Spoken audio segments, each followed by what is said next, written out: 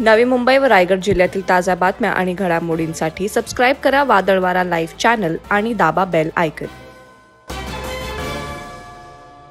रविवार दिनांक 24 मार्च रोजी सायंकाळी 4:30 वाजण्याच्या सुमारास महाडमध्ये रक्तरंजित थरार पाहायला मिळाला।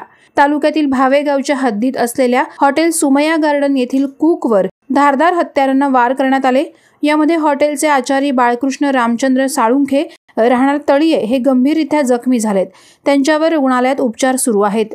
भावे गावाच्या हद्दीत असलेल्या सुमय्या गार्डन बार अँड रेस्टॉरंटमध्ये रविवारी सायंकाळी जेवण करण्यासाठी आलेल्या 2 तरुणांमध्ये वादावादीतून गडबड गोंधळ सुरू होता।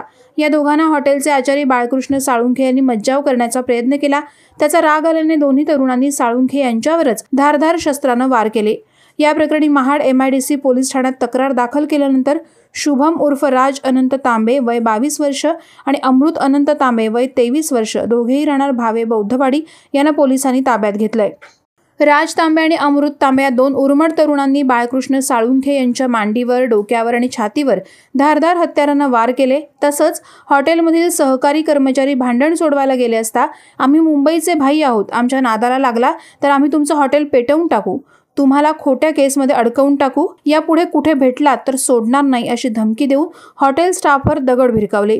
या गंभीर घटनेमुळे विभागात एकच खळबळ उडाली आहे। महाड उपविभागीय पोलीस अधिकारी शंकर काळे आणि सहाय्यक पोलीस निरीक्षक जीवन माने यांच्या मार्गदर्शनाखाली पोलीस उपनिरीक्षक फडतरे या गुन्ह्याचा तपास करत आहेत।